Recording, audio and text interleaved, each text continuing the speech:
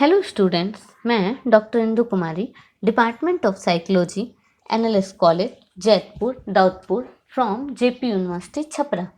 आज मैं UG part 3 के स्टूडेंट्स के लिए पेपर 5 में सैम्पलिंग के अंतर्गत ही चर्चा करने जा रही हूँ।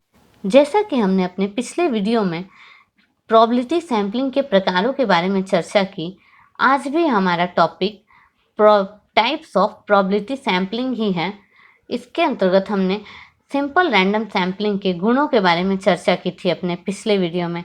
आज हम उसके दोषों के परिसीमाओं के बारे में चर्चा करेंगे कि सिंपल रैंडम सैम्पलिंग के क्या क्या दोष पाए जाते हैं। अभी तक हमने जाना कि उसके कौन कौन से गुण हैं जिसके कारण सिंपल रैंडम सैम्पलिंग अनसैम्पलिंग टेक्निक से काफ़ी अच्छा और सटीक माना जाए, लेकिन इसके बावजूद उसमें कुछ दोष भी पाए जाते हैं।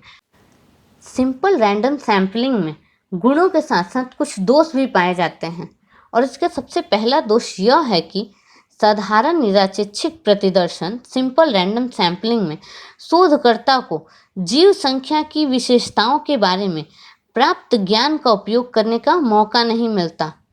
जैसे यदि शोधकर्ता को यह पता हो कि जीव संख्या में 50% पुरुष तथा 50% महिलाएं हैं, 30% स्नातक उपाधि वाले हैं तथा 70% स्नातक के नीचे की कक्षाओं की योग्यता तक हैं, जो हैं मतलब कुछ लोग स्नातक पास हैं और कुछ लोग स्नातक के नीचे का ही एजुकेशन उन्होंने प्राप्त किया है।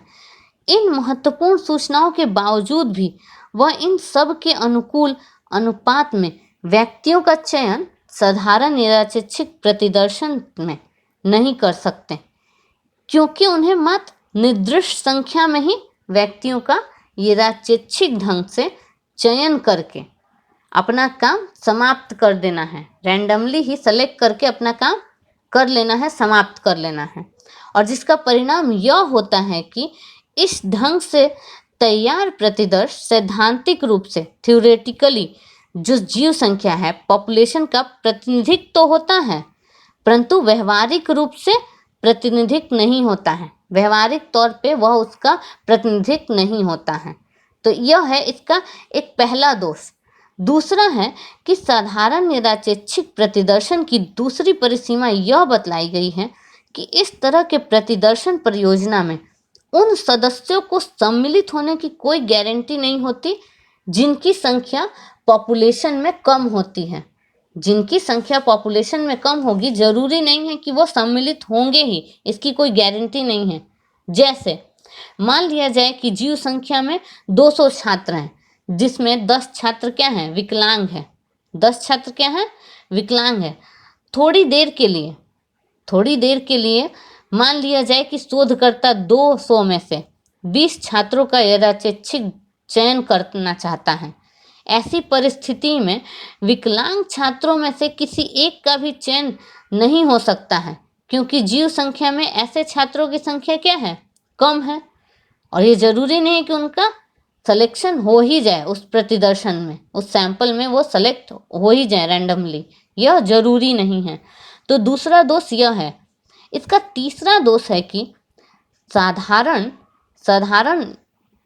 यादृच्छिक प्रतिदर्शन, संभावित प्रतिदर्शन का जो सिंपल रैंडम सैम्पलिंग जो है, प्रोबेबिलिटी सैम्पलिंग के अन्य प्रकारों जैसे स्तरित यादृच्छिक प्रतिदर्शन स्टैंडर्डाइज्ड रैंडम सैम्पलिंग की तुलना में कम विश्वसनीय है। उस स्टैंडर्डाइज्ड रैंडम सैम्पलिंग की क्या है, विश्वसनीयता इससे ज़्यादा है, क्योंकि इसमें प्रतिदर्शन त्रुटि की मात्रा अधिक होती है। साधारण यादृच्छिक प्रतिदर्शन सिंपल रैंडम सैम्पलिंग में प्रतिदर्शन त्रुटि की मात्रा इसलिए अधिक होती है क्योंकि इस तरह का प्रतिदर्शन अपने जीव संख्या की सभी विशेषताओं या स्तरों का सही प्रतिनिधित्व नहीं करता है, इसीलिए इसमें त्रुटि की संभावना क्या होती है, अधिक होती है। तो यह भी इसका एक प्रमुख दोष है। इस तरह से हमने इसके दोषों के बारे में जाना कि इसके क्या क्या दोष हैं, जिसके कारण यह अन्य विधियों से क्या है, तुलनात्मक रूप से थोड़ा कम है विश्वसनीय, लेकिन इसकी भी विश्वसनीयता मनोविज्ञान तथा अन्य विज्ञानों में काफ़ी है। तो इन अवगुणों या परिसीमाओं के बावजूद साधारण यादृच्छिक प्रतिदर्शन सिंपल रैंडम सैंपलिंग का प्रयोग मनोवैज्ञानिक एवं शैक्षणिक शोध में बहुत अधिक किया जाता है, क्योंकि इसमें सरलता एवं सुगमता का गुण जो है काफ़ी अधिक है। इसीलिए इस जो सैंपल टेक्निक का जो यूज़ है काफ़ी मनोवैज्ञानिक, काफ़ी शोधकर्ता करते हैं। तो इस तरह से हमने सिंपल रैंडम सैंपलिंग के गुण तथा दोषों के बारे में जाना। इसके अन्य पहलुओं के बारे में, प्रोबेबिलिटी सैंपलिंग के प्रकारों के बारे में हम अपने अगले एपिसोड में चर्चा करेंगे। आज के लिए इतना ही। धन्यवाद।